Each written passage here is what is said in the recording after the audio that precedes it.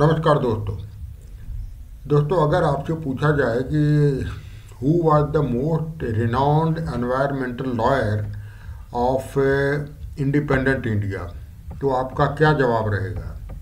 If your answer is mister M C Mehta, यानी कि महेश चंद्र मेहता, तो आप बिल्कुल ठीक हैं। देखिए, उन्हें ग्रीन लॉयर ऑफ इंडिया कहा जाता है, ग्रीन एवेंजर ऑफ इंडिया कहा जाता है, क्योंकि उन्होंने बहुत सारी पीआईएल फाइल की थी 80 के दशक से शुरू होकर के अगले 20-25 साल तक। और उन पीआईएल में यानी कि पब्लिक इंटरेस्ट लिटिगेशन जो कि उन्होंने सुप्रीम कोर्ट में फाइल की, और बहुत सारे एनवायरमेंटल मैटर्स को सेटल किया गया, जैसे कि river Ganga pollution case, Delhi vehicular pollution case, आपका ये ताज ट्रेपीजियम केस, और ऐसा ही एक केस है ओलियम गैस लीकेज केस, जो कि आज मैं डिस्कस करने जा रहा हूँ। इसको Shri Ram food and fertiliser case भी कहा जाता है।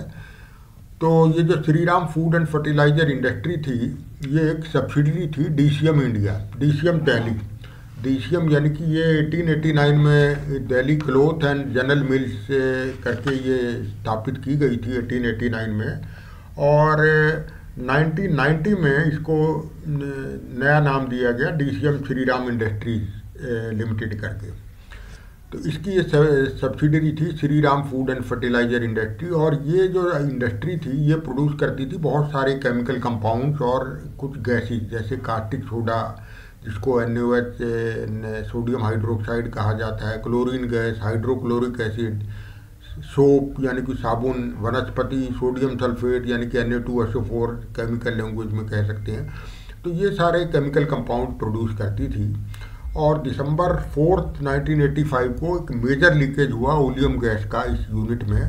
और ओलियम गैस आप जानते हैं एक टॉक्सिक गैस है, जिससे कि बहुत सारे वहाँ जो वर्कमैन थे वो प्रभावित हुए और जनरल पब्लिक भी प्रभावित हुई। और ये जो इंडस्ट्री थी ये 76 एकड़ कम्प्लेक्स में फैली हुई थी उस समय, डेंसली पॉपुलेटेड एरिया था दिल्ली का। और उस लीकेज की वजह से एक 30 हजारी कोर्ट में प्रैक्टिस करने वाले एक लॉयर की भी डेथ हो गई। और फिर अगले दिन यानी कि दिसंबर 6, 1985 को डिस्ट्रिक्ट मजिस्ट्रेट ने क्लोजर का ऑर्डर दिया इस इंडस्ट्री का, क्योंकि मुद्दा बहुत गंभीर था। और closure was ordered under 133 section of CRPC। तो उसके बाद नेक्स्ट डे दिसंबर 7, 1985 को एक रिट पटिशन फाइल की गई मिस्टर MC मेहता के द्वारा सुप्रीम कोर्ट में अंडर आर्टिकल 32। और ये आर्टिकल 32 वही है राइट टू कॉन्स्टिट्यूशनल रेमेडीज, जिसको heart and soul of Indian constitution कहा जाता है। यानी कि anybody who feels that his or her fundamental rights are being violated, तो then he or she can approach the Supreme Court for necessary action. तो court ने क्या कहा? तो court by an order allowed the petitioner to appoint a committee. तो मेहता साहब ने court को कहा कि कमेटी अपॉइंट करने की इजाज़त दीजिए, और वो कमेटी उन्होंने अपॉइंट की, that was doctor GD Agarwal committee, जिसने कि उस प्लांट जो था कास्टिक क्लोरीन प्लांट उसको इंस्पेक्शन किया, और ये देखा कि भाई जो रिकमेंडेशन मनमोहन सिंह कमेटी के द्वारा की गई थी 1985 मार्च में, whether regarding safety and pollution control measures they were properly implemented और नॉट।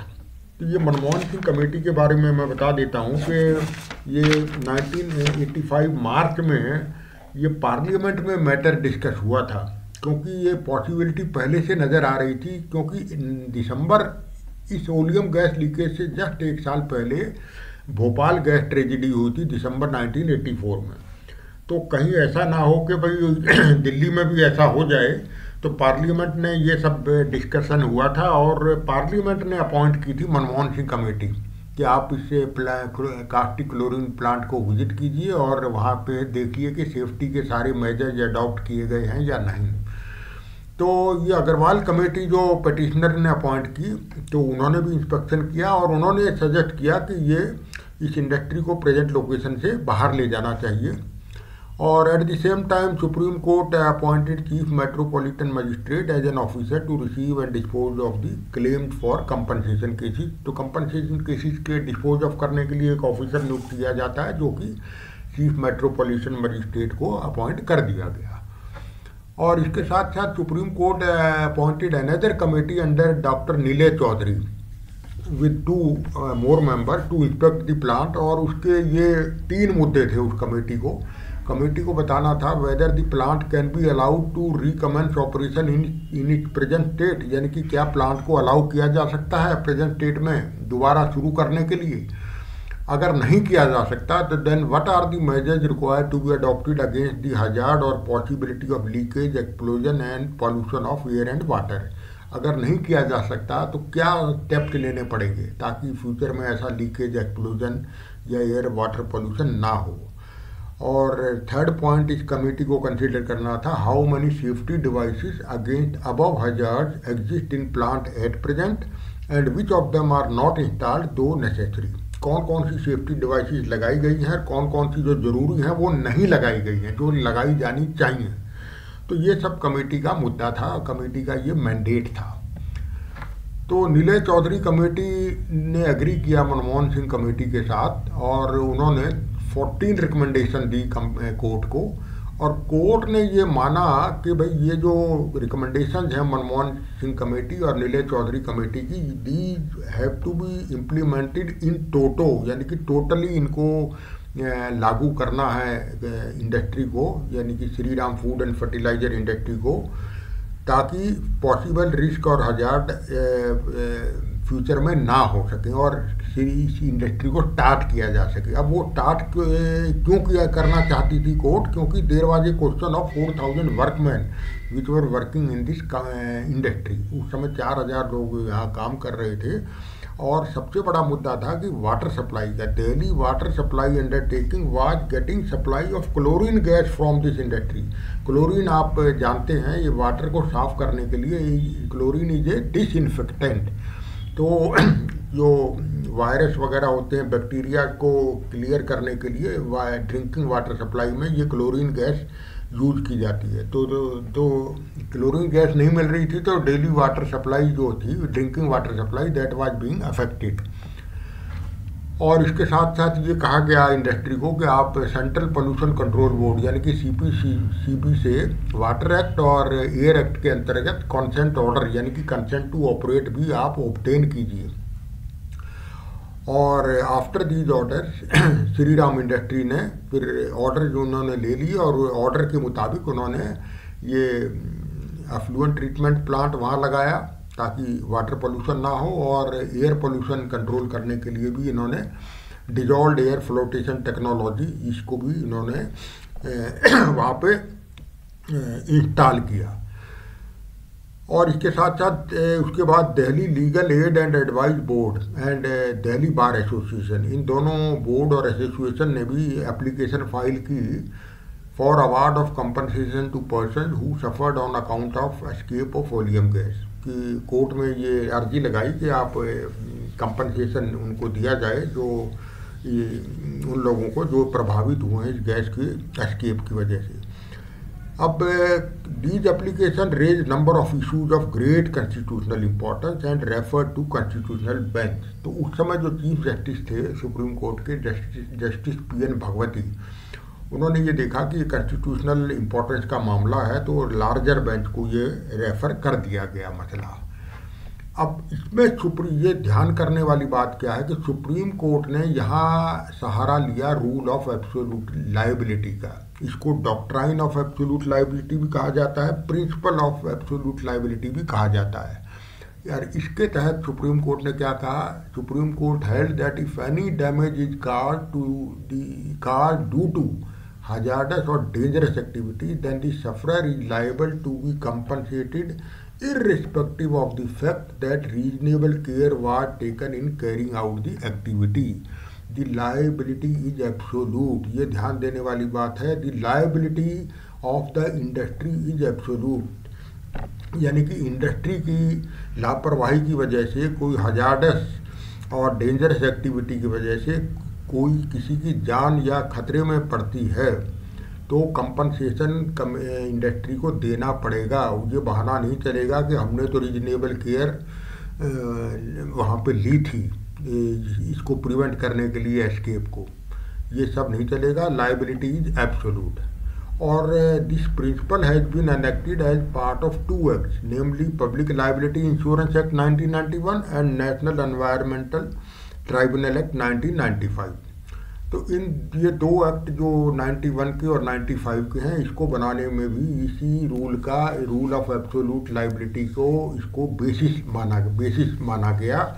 और ये जो नेशनल ट्राइब्यूनल एक्ट है, एनवायरनमेंट ट्राइब्यूनल एक्ट, इसकी जगह अब आ गया है नेशनल ग्रीन ट्राइब्यूनल एक्ट, यानी कि जिसके तहत नेशनल ग्रीन ट्राइब्यूनल, जिसका मेन प्रिंसिपल बेंच दिल्ली में है और रीजनल बेंचेस और जगह हैं इंडिया में, जैसे कोलकाता, भोपाल इत्यादि। तो इन सब का आधार भी यही बना, बेसिस यही बना रूल ऑफ एब्सोल्यूट लाइबिलिटी। अब ये रूल ऑफ एब्सोल्यूट लाइबिलिटी क्या कहता है? ये कहता है rule of absolute liability requires that enterprises engaged in hazardous और dangerous activities must conduct their activities with highest standards of safety, be absolutely liable to compensate for any harm caused by their activities, and third point है not be able to defend themselves by claiming that they took all reasonable care। यानी कि उनको highest standard of safety के मापदंड अपनाने हैं जब वो अपनी एक्टिविटी को कैरी कर रहे हैं, और उनको कंपनसेशन देना पड़ेगा अगर कोई नुकसान किसी थर्ड पार्टी को पहुंचता है उनकी एक्टिविटीज़ की वजह से। और वो ये नहीं कह सकते कि हमने तो बहुत सावधानी बरती थी और ये तो एक्ट ऑफ गॉड हो गया, और ये सब बहाना नहीं चलेगा। Your liability is absolute in case of any escape of the hazardous substance. अब यहाँ मुद्दा आता है स्ट्रिक्ट लाइबिलिटी प्रिंसिपल और एब्सोल्यूट लाइबिलिटी प्रिंसिपल। तो जस्टिस पीएन भगवती ने ये कहा उस केस में, ये जो ओलियम गैस लीकेज केस जिसको कॉन्स्टिट्यूशनल बेंच को वो चेयर कर रहे थे, कि rule of strict liability was very old and because it evolved in 1868। ये यहाँ मैं बता दूं कि 1868 में ये rule of strict liability England में ये फर्स्ट टाइम अपीयर हुआ था, रायलैंड एंड फ्लेचर केस में। और इस केस में भगवती साहब ने बोला कि ये it does not fit the socio economic condition of present day. उन्होंने कहा कि रूल ऑफ स्ट्रिक्ट लाइबिलिटी यहाँ लागू नहीं होगा, और ये उन्होंने कहा कि रूल ऑफ एब्सोल्यूट लाइबिलिटी यानी कि एब्सोल्यूट लाइबिलिटी प्रिंसिपल ही यहाँ लागू होगा। अब इन दोनों में फ़र्क क्या है? पहला फ़र्क है कि strict liability principle is narrow, जो इसका विजन है ये नैरो है, और जबकि एब्सोल्यूट लाइबिलिटी प्रिंसिपल ये है जो है ये इसका वाइडर स्कोप है। तो स्कोप दोनों का फ़र्क है, तो ये ज़्यादा वाइडर स्कोप का है एब्सोल्यूट लाइबिलिटी प्रिंसिपल। अब स्ट्रिक्ट लाइबिलिटी प्रिंसिपल कहाँ अराइज होता है? It arises when the accused person brings any dangerous substance into organisation and due to escape of that substance any harm is caused to another person.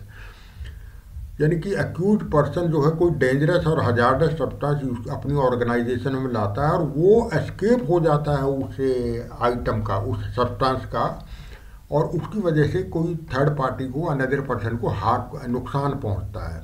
यानी कि escape element यहाँ होना जरूरी है। जबकि absolute liability occurs when an organisation uses dangerous और hazardous substance for profit making activity and during that activity और process any damage is caused to other party. और यानी कि ऑर्गेनाइजेशन जो है वो डेंजरस और हजार्डस सब्सटेंस को ला रही है अपने प्रीमाइसिस में, और उससे कोई प्रॉफिट मेकिंग एक्टिविटी चला रही है, कुछ प्रोड्यूस करने के लिए कुछ वैल्यू एडिशन कर रही है, और ड्यूरिंग दैट एक्टिविटी अगर किसी पार्टी को डैमेज पहुंचता है तो एब्सोल्यूट लाइबिलिटी प्रिंसिपल लागू होगा।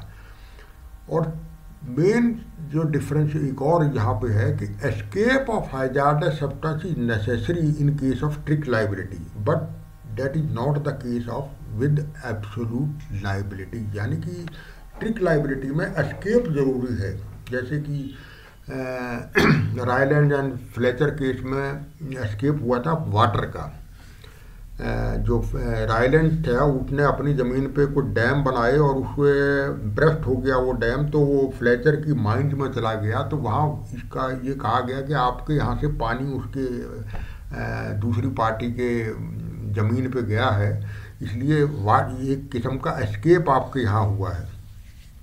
तो आप उस समय ये हजार्डस सब्सटेंस माना गया वाटर को।